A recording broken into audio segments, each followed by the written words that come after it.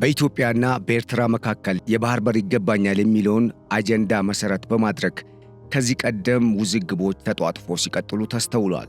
ውዝግቡ አሁንም በሁለቱ ሀገራት መካከል እንደቀጠለ ቢሆንም አሁን ግን ከወትሮ በተለየ መልኩ አዳዲስ መረጃዎች እየተሰሙ ነው። በተለይም አዲስ ተሰማ የተባለው መረጃ ከጠቅላይ ሚኒስትሩ ልዩ አማካሪ ሚኒስትር ከአቶ ጌታቸው ረዳ የተሰማ መሆኑ ነገሩን ከበድ ያደረገው ሲሆን ይህም መረጃ ከወትሮ ስንሰማ ከነበረው መረጃ በእጅጉ የተለየ ነው ተብሏል። በዚህም አዲስ የሰላም ንፋስ በሁለቱ ሀገራት ወይም በምስራቅ አፍሪካ ቀጠና ሊነፍስ መሆኑ እየተነገረ ሲሆን አቶ ጌታቸው ረዳ ከቢቢሲ እንግሊዘኛ ጋር ባደረጉት ቆይታ በሁለቱ ሀገራት መካከል ጦርነት አይኖርም ሲሉ መናገራቸው መነጋገሪያ ጉዳይ ሆኗል። በተለይም አቶ ጌታቸው ለዚህ ንግግራቸው የሰጡት አንዱ ምክንያት የሁለቱም ሀገር መሪዎች የጦርነትን አስከፊነትና ጉዳቱን ጠንቅቀው ማወቃቸው እንደ ምክንያትነት ስለመነሳቱ ተነግሯል። በሌላ በኩል በኢትዮ ኤርትራ ድንበር አካባቢ ግጭት ስለመነሳቱ ተሰምቷል። ይህ ግጭትን በዋናነት በኢሮብ አካባቢ ስለመሆኑም ተሰምቷል። እንደዚሁም በኢሳያስ ላይ የሚካሄደው መፈንቅለ መንግስት ሊቀጥል መሆኑ ተሰምቷል። በተለይም ቡድኖች በጋራ ተጣምረው በኢሳያስ አፈወርቂ የሻዕቢያ መንግስት ላይ ባህላዊና ዘመናዊ የዲጂታል ሚዲያ እንደዚሁም ቀጥተኛ የሆነ የትጥቅ ትግልን ያማከለ መፈንቅለ መንግስት በኢሳያስ አፈወርቂ መንግስት ላይ ለማድረግ ዝግጅት ስለመጠናቀቁ የሚያሳዩ መረጃዎች ወጥተዋል። እነኚህንና ሌሎች ወሳኝ መረጃዎችን የምትሰሙበት የዕለቱ የገበያ ሚዲያ ልዩ ጥንቅር የመረጃ ፕሮግራማችን ከዚህ እንደሚከተለው ይቀርባል። አብራችሁን እንድትቆዩ በመጋበዝ በቆይታችሁ እንደምታተርፉ እያመንን ለቻናሉ አዲስ የሆናችሁ ቻናላችንን ሰብስክራይብ፣ ፕሮግራማችንን ደግሞ ላይክ እና ሼር እያደረጋችሁ የምትሰጡን አዲስ ሐሳብ አስተያየትም ካለ እንደዚሁ በሐሳብ መስጫ ሳጥኑ በኩል እያጋራችሁን ከኛ ጋር መስራት የምትፈልጉ እንደዚሁ በስልክ ቁጥራችን፣ በቴሌግራም አድራሻችን ወይም በኢሜይል አድራሻችን በመጠቀም ልታገኙ እንደምትችሉ እየገለጽን በቀጥታ ወደ ዕለቱ የመረጃ ጥንቅር ተሻገርን።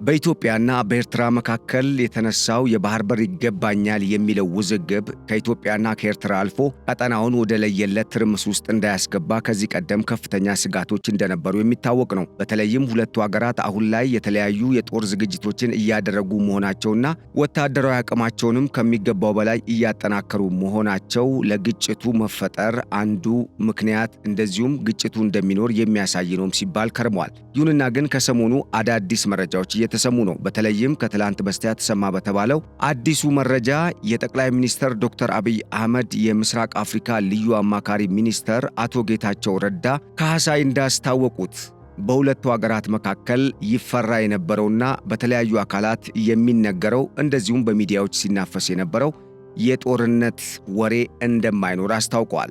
በሌላ አነጋገር በሁለቱ ሀገራት መካከል ጦርነት አይኖርም ያሉት አቶ ጌታቸው ረዳ ሁለቱ ሀገራትን የሚመሩ መሪዎች ጦርነት ምን ያህል አስከፊ እንደሆነና የጦርነትን ጉዳት ጠንቅቀው የሚያውቁ በመሆናቸው ጦርነቱ እንደማይኖር ተናግረዋል። በእንግሊዝ ከከተመው ከአልጀዚራ እንግሊዝኛ ጋዜጠኛ ማህዲ ሐሰን ጋር ቆይታ ያደረጉት አቶ ጌታቸው ረዳ ሁለቱ መሪዎች የጦርነትን አስከፊነትና በተለይም ጦርነት በህዝቦች ላይ የሚያደርሰውን ጉዳት ጠንቅቀው የሚያውቁ በመሆናቸው ጦርነቱ ላይካሄድ የሚችልበት ዕድል እንዳለ በሰፊው አብራርተዋል። በተለይም ሁለቱ ሀገራት ከዚህ ቀደም ጦርነትን የሚያውቁና በሁለቱ ሀገራት መካከል በተደረጉ ጦርነቶችም የተለያዩ ውድመቶች መድረሳቸውና ከዚህ ቀደምም የተለያዩ ውዝግቦች መፈጠራቸው ብሎም በሁለቱ ሀገራት መካከል ለረጅም ዓመታት የቀጠለው ሰላማዊ ያልሆነ ግንኙነትም የዚሁ የጦርነቱ አንዱ ውጤት እንደሆነ በማመን በዚህም ምክንያት የተነሳ ሁለቱ ሀገራት ወደ ጦርነት ሊገቡ አይችሉም ሲሉ መናገራቸውን አልጀዚራ እንግሊዝኛ አስታውቋል። በቆይታቸው የተለያዩ ቀጠናዊና ዓለም አቀፋዊ ጉዳዮችም የተዳሰሱ ሲሆን በተለይም በምስራቅ አፍሪካ ቀጠና አሁን ኢትዮጵያ የያዘችው አቋም ቀጠናውን ወደ ሰላም ሊያመጣ የሚችልና በጋራ መልማት ላይ መሰረት ያደረገ እንደሆነም የቀድሞ የትግራይ ክልል ጊዜያዊ ፕሬዝደንትና የአሁኑ የጠቅላይ ሚኒስትር ዶክተር አብይ የምስራቅ አፍሪካ ልዩ አማካሪ አቶ ጌታቸው ረዳ ተናግረዋል። አቶ ጌታቸው ከዚህም ባለፈ አሁን ላይ በቀጠናው የተለያዩ ሀገራት እጃቸውን ለማስገባት ፍላጎት እንዳላቸው የሚታወቅ እንደሆነ በመግለጽ ሁለቱ ሀገራት ወደ ጦርነት ከሚገቡ ይልቅ በጋራ ቢለሙ የተሻለ ዕድል እንደሚኖርና በተለይም ለሕዝቡ የተሻለ የልማት እድገትን እንዲሁም ተስፋን የሚያመጣ ሊሆን እንደሚችል አስገንዝበዋል።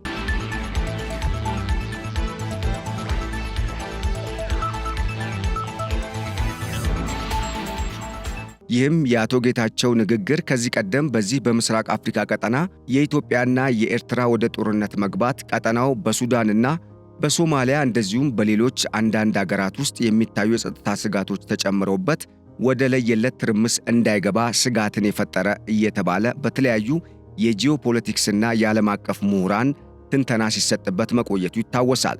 ታዲያ ይህንንም ትንተና ተከትሎ ሁለቱ አገራት የተለያዩ ወደ ጦርነት ሊያስገቡ የሚችሉ ምልክቶች የታዩባቸው ሲሆን በተለይም በጦር መሳሪያ ዝግጅትና ግዢን በሚመለከት ሁለቱም አገራት የተለያዩ የጦር መሳሪያዎችን ሲገዙና ጦራቸውንም ሲያደራጁ መስተዋሉ በእርግጥም በቀጠናው ጦርነት ሊኖር እንደሚችል የሚያሳይ ነው ሲሉ እነኚሁ ተንታኞች ሲናገሩ መቆየታቸው የሚታወስ ነው። አሁን ላይ ሁለቱም አገራት የተለያዩ እንቅስቃሴዎችን እያደረጉ እንደሆነ የተገለጸ ሲሆን በተለይም ኢትዮጵያ ያነሳችው የባህር በር ጥያቄ የህልውና ጥያቄ መሆኑ በሁለቱ አገራት መካከል ለተቀሰቀሰው ውዝግብና በሁለቱ አገራት ተጀምሮ እስካሁን ድረስ መቋጫ ላላገኘው ግንኙነት መፍትሄ እንዳይቀመጥለት ምክንያት ስለመሆኑም ይነገራል። በሌላ በኩል በርካታ የዓለም አቀፍ ግንኙነትና የጂኦፖለቲክስ ተንታኞች እንደሚያስረዱት የሻዕቢያ መንግስት የኢትዮጵያን ጥያቄ በአዎንታዊነት አለመመልከቱና ከኢትዮጵያ ጋር ሰላምን ፈጥሮ በጋራ ለመልማት ፍላጎት አለማሳየቱ በሁለቱ አገራት መካከል ለተከሰተው ውዝግብ ዋና መንስኤ እንደሆነ ያነሳሉ። በተለይም የሻዕቢያ መንግስት በኢትዮጵያ መንግስት በኩል የተነሳውን የባህር በር ይገባኛል የሚለውን ሰላማዊ የጋራ መልማት ጥያቄን ወደ ጎን በመተው በሀገሪቱ ውስጥ በተለይም ከሻዕቢያ መንግስት ጋር ከዚህ ቀደም የተለያየ ቁርኝት የነበራቸውን ኃይሎችንም በማጣመር የፌዴራል መንግስቱንና የሀገር መከላከያ ሰራዊትን በሚዲያና በቀጥታ የሀገር ውስጥ ተዘዋዋሪ ጦርነት ሲገጥም መቆየቱ የሚታወስ ነው። በተለይም ኢትዮጵያ ለተባበሩት መንግስታት ድርጅትና ለአፍሪካ ህብረት እንደዚሁም በቀጠናው የሀገራቱ የጋራ ስብስብ መሪ ተቋም ለሆነው ለኢጋድም የኢሳያስ አፈወርቂ መንግስት በኢትዮጵያ ውስጥ ለሚንቀሳቀሱ የተለያዩ ታጣቂዎች የትጥቅ ድጋፍና የተለያዩ አጀንዳዎችን በመስጠት በኢትዮጵያ ውስጥ የተለያዩ አካባቢዎች ትርምስን ሲፈጥርና እንደዚሁም ለበርካታ ንጹሃን ዜጎች ሕይወት ማለፍ ምክንያት ስለመሆኑ ባስገባችው ደብዳቤ ማስታወቋ ይታወሳል። ከዚህም ባለፈ ኢትዮጵያ ክስም ማቅረባ እንደነበር የሚያሳዩ መረጃዎች የወጡ ሲሆን በተለይም የኢሳያስ አፈወርቂ መንግስት ከግብፅና ከኢትዮጵያ ታሪካዊ ጠላት ከሆኑ ከሌሎች ኃይሎች ጋር በመጣመር ኢትዮጵያን ለመውጋት የተለያዩ የጦር እንቅስቃሴዎችን ማድረግና በሀገር ውስጥ ያለውን የጸጥታ ሁኔታ በማናጋቱ ረገድ በጀትም መድቦ እስከ ማንቀሳቀስ የደረሰበትን እንቅስቃሴ እንዲያቆም ከዚህ ቀደም ኢትዮጵያ ማስጠንቀቋ ይታወሳል። እንደዚህ አይነት ሁኔታዎች መፈጠራቸው ደግሞ በሁለቱ ሀገራት መካከል ያለውን ሰላማዊ ግንኙነት ከማወኩም በላይ ቀጠናው ወደ ትርምስ እንዲገባ ብሎም ኢትዮጵያም ሉዓላዊነቷን ላለማስደፈር ተገዳ የምትገባበት ጦርነት ሊኖር ይችላል የሚለውን ግምት በበለጠ እንዳጎላው ከዚህ ቀደም የወጡ የተለያዩ ዘገባዎችና የነኚሁ የጂኦፖለቲክስና የዓለም አቀፍ ግንኙነት ተንታኞች የሰጧቸው አስተያየቶች አስረድተዋል። ይሁንና ግን ከትላንት በስቲያ አቶ ጌታቸው ረዳ ሰጡት በተባለውና ትላንትና በተሰራጨው አዲሱ መረጃ መሰረት በሁለቱ ሀገራት መካከል ጦርነት ሊኖር አይችልም፣ ምክንያቱም ሁለቱም ሀገራትን የሚመሩ መሪዎች የጦርነትን አስከፊነት በሚገባ ስለሚገነዘቡ ነው ሲሉ የጠቅላይ ሚኒስትር ዶክተር አብይ አህመድ የምስራቅ አፍሪካ ጉዳዮች ልዩ አማካሪ ሚኒስትር ጌታቸው ረዳ መግለጻቸው ተዘግቧል። በሌላ በኩል አሁን ላይ በሁለቱ ሀገራት ድንበር አካባቢ የተለያዩ የግጭት ሁኔታዎች መከሰታቸው የተገለጸ ሲሆን በተለይም ከዚህ ቀደም በኢትዮጵያ በትግራይ ክልል ግዛት ውስጥ ሲተዳደር የነበረውና አሁን ደግሞ በከፊል በኤርትራ መንግስት ቁጥጥር ስር ባለው በኢሮብ አካባቢ ግጭት ስለመቀስቀሱ የተነገረ ሲሆን ታጣቂዎች የአካባቢውን ወጣቶች ወደ አፋር ሐራ መሬት ገብቶ ትግራይን እየመራ ባለው ድርጅትና እንደዚሁም ከቲዲኤፍ ጋር ግጭት ውስጥ ገብቷል የተባለውን የቲፒኤፍ ወይም የትግራይ ሰላም ኃይልን ትደግፋላችሁ በሚል ጥቃት መክፈታቸው ተገልጿል። ይህንንም ጥቃት ተከትሎ የተለያዩ እንቅስቃሴዎች የተደረጉ ሲሆን በተለይም በርካታ የሚባሉ ወጣቶች ጉዳት እንደደረሰባቸውም ተገልጿል። የግጭቱን መንስኤ ወጣቶቹ የህወሓት አመራሮች ለጦርነት እንዲንቀሳቀሱ ሲጋብዟቸው እምቢ ማለታቸውና በሌላ በኩል ደግሞ ጦርነቱ አያስፈልግም የሚል አቋም በመያዛቸው ምክንያት ቲፒኤፍን ወይም የትግራይ ሰላም ኃይልን ትደግፋላችሁ በሚል ጥቃት እንደተከፈተባቸውም ተገልጿል። በዚህም ጥቃት የተለያዩ ጉዳቶች መድረሳቸው የተገለጸ ሲሆን አሁን ላይ ወጣቶቹ ሕክምና ያገኙ መሆናቸውም መገለጹን መረጃዎች አመላክቷል። እንደዚህ አይነት ሁኔታዎች በሁለቱ ሀገር የድንበር አካባቢዎች መከሰታቸው ደግሞ አቶ ጌታቸው ካሉት በሁለቱ ሀገራት መካከል ጦርነት አይከሰትም የሚለውን ሐሳብ የሚያፈርሰው እንደሆነ የተገለጸ ሲሆን በተለይም የኤርትራ መንግስት ከዚህ ቀደም ሲያደርገው እንደነበረው የተለያዩ የሽብር ቡድኖችን በማደራጀትና የታጠቁ ኃይሎችንም ወደ ሀገሪቱ እንዲንቀሳቀሱ በማድረግ በህዝቡ ላይ የሚፈጥረው ሽብርና ሰላምን የመንዛት ተግባሩ ሁለቱ ሀገራት በተለይም ኢትዮጵያ ሳትፈልግ ወደ ጦርነት ልትገባ የምትችልበት ሁኔታ እንደሚኖር የሚያመላክት ነውም ተብሏል። ይሁንና ግን አሁንም ድረስ በሁለቱ ሀገራት መካከል በቀጥታ የተከፈተ ወይም ደግሞ የጦርነት እንቅስቃሴ እንዳለ የሚያሳይ መግለጫ አለመውጣቱ ከዚህ ቀደም የወጡ መረጃዎች አመላክተዋል።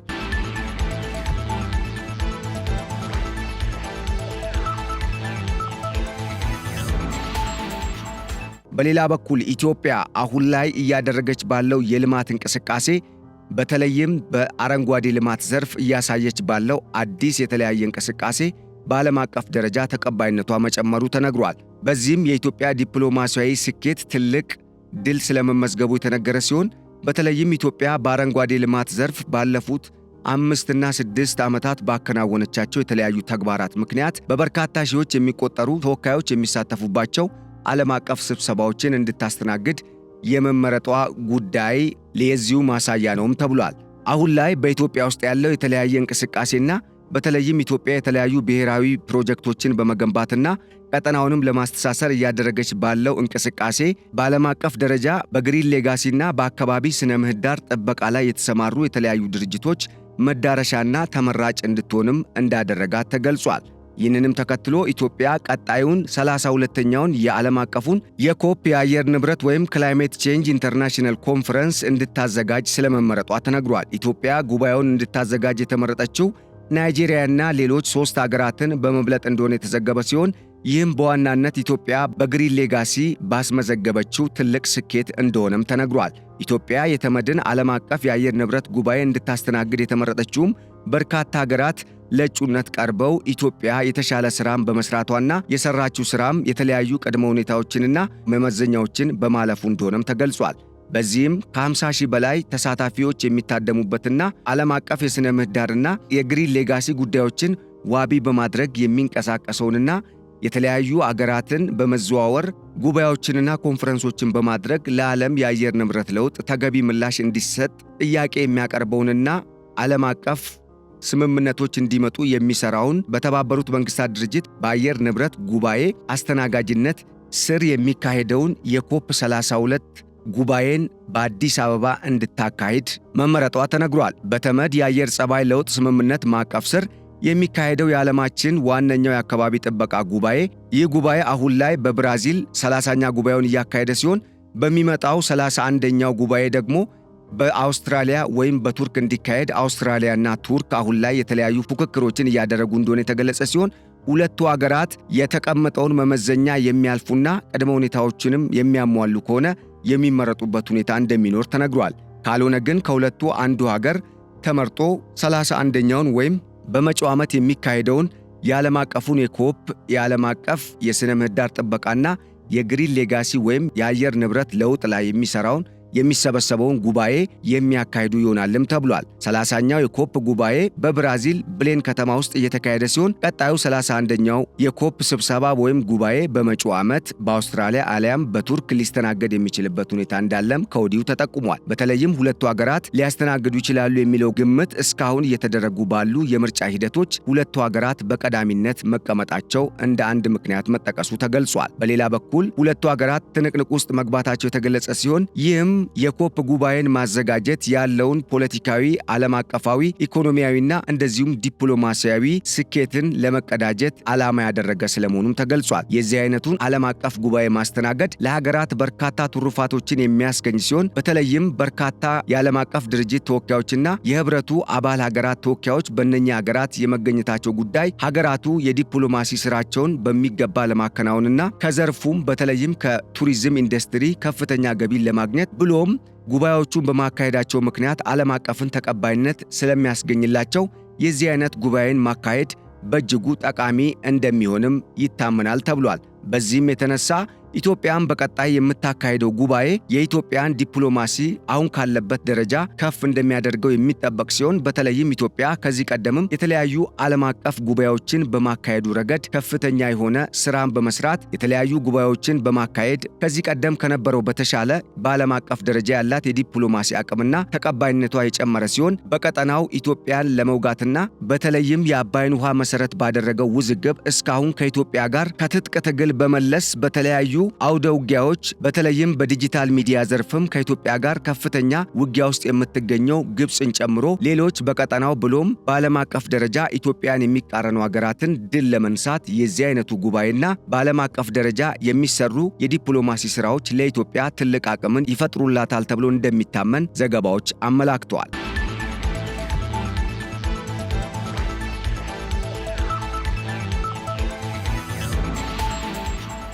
ፕሬዝዳንት ጌታቸው ረዳ በኢትዮጵያና በኤርትራ መካከል ጦርነት አይኖርም ሲሉ መናገራቸውን የሚደግፍ አዲስ መረጃም ፕሮፌሰር አሌክስ ዱዋል መናገራቸው ተገልጿል። ከዚህ ቀደም የህወሓት ደጋፊ ናቸው የሚባሉት ፕሮፌሰር አሌክስ ዱዋል በህወሓትና በኤርትራ መካከል የተፈጠረው ግንኙነት ሊፈርስ የሚገባው ነው በማለት የተናገሩ ሲሆን በተለይም ይህ ግንኙነት ጥንቸል እባብና ኮብራን አንድ ላይ ያጣመረ ነው ስለማለታቸው ዘገባዎች አመላክተዋል። በጥንቸልና ኮብራ የተመሰሉት እነማንና ማን እንደሆኑ ይታወቃል የተባለ ሲሆን በተለይም ፕሮፌሰሩ የዚህ አይነት አስተያየት መስጠታቸው ነገሩ የበለጠ ክብደት እንዲሰጠውና በሁለቱ አካላት መካከል ተፈጠረ የተባለው ጽምዶ ዓላማው ህዝብን ማዕከል ያደረገ እንዳልሆነ የሚያገናዝብ ነው ተብሏል። ፕሮፌሰር አሌክስ ዱዋል በሰጡት አስተያየትም ሁለቱ አካላት የትግራይን ምድር አሁንም የአውደ ውጊያ ማዕከል ለማድረግና ህዝቡንም ለጦርነቱ ለመማገድ ያለመ እንጂ ህዝቡን የሚጠቅም አይደለም በማለት በተለይም ኢትዮጵያ ከኤርትራ ጋር ያላትን ግንኙነት ከማበላሸቱም በላይ ኤርትራ ከዚህ ቀደም ማደግ ሲገባት ሳታድግ ቀርታ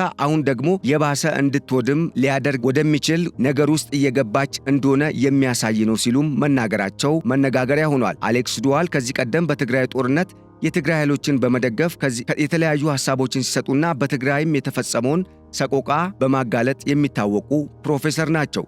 እኚህ ሰው አሁን ላይ በኢትዮጵያና በኤርትራ መካከል የተፈጠረውን ውዝግብ መሰረት በማድረግ በተለይም ህወሓትና በኤርትራ ሻዕቢያ መንግስት መካከል የተፈጠረው ግንኙነት የግለሰቦች እንጂ ሀገራቱን ወደ ሰላም ግንኙነት ለማምጣት ወይም የህዝቦችን ተጠቃሚነት ለማረጋገጥ ያለመ አይደለም ሲሉ ከዘራይ ፕሬስ ጋር ባደረጉት ቃለመጠይቅ መናገራቸው ተዘግቧል። ይህም በቀጠናው ያለውን ሁኔታ በተወሰነ ደረጃ እንዲረግብ የሚያደርግ ነው የተባለ ሲሆን ይሁንና ግን አሁን ላይ በተለይ ኤርትራና ህወሓት የጦር ዝግጅት እያደረጉ ነው መባሉ በሁለቱ ሀገራት መካከል በተለይም በኢትዮጵያና በኤርትራ መካከል ያለውን ግንኙነት የበለጠ ሊያሻክረው እንደሚችል እየተነገረም ይገኛል።